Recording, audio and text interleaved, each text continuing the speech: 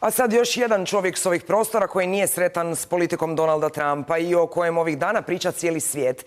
On je jedan od 3 najviše rangirana katolička svećenika u SAD-u, kardinal iz Chicaga Blaise Čupić, koji je bez pardona oštro kritizirao destruktivnu američku vanjsku politiku.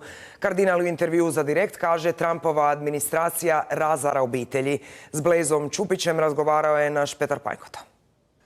So Cardinal Stupic, thank you very much for finding time to talk to us. And first, if you allow me to ask, is your name Blaise Stupic or Blaž Čupić?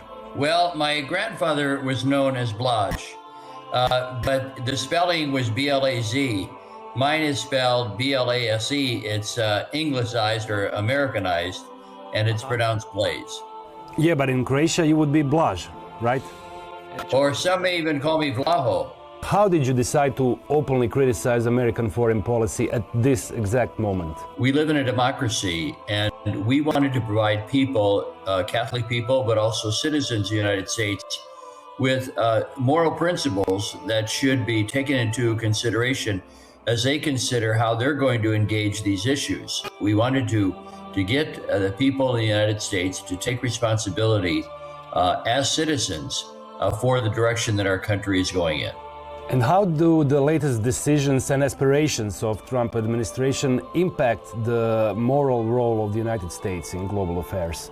You know, as far back as Aristotle, commenting on democracy, says democracy depends on friendships.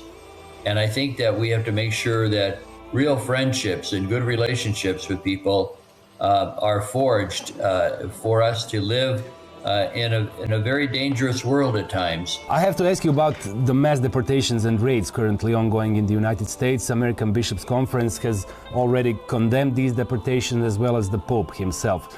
How do you see this situation developing? First of all, it's important for people to understand that we have never said anything against the country's obligation to secure borders and to protect people. I think that's important to say up front. The issue, however, is how do we do that in such a way that respects human dignity? You know, during the Obama administration, there were about 3 million deportations.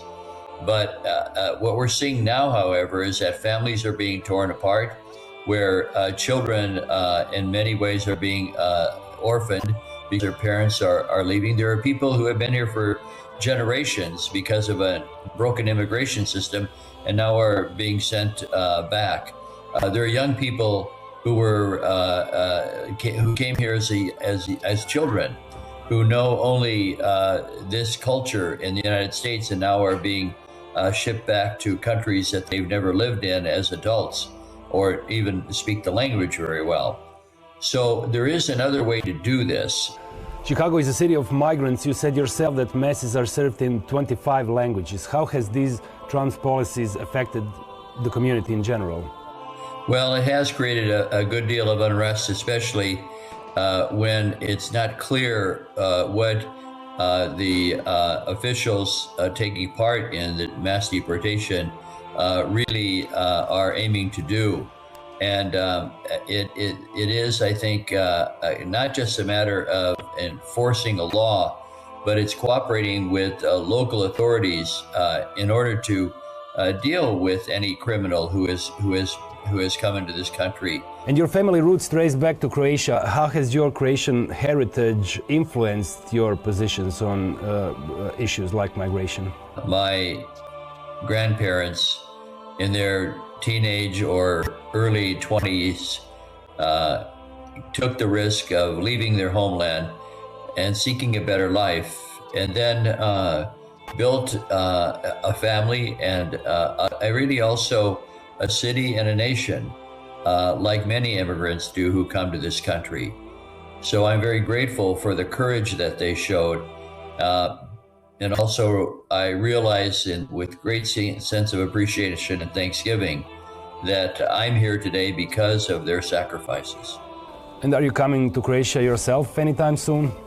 I've been invited to a symposium and I'm seriously considering that and made an initial commitment and would like to do that, but I haven't finalized all the details.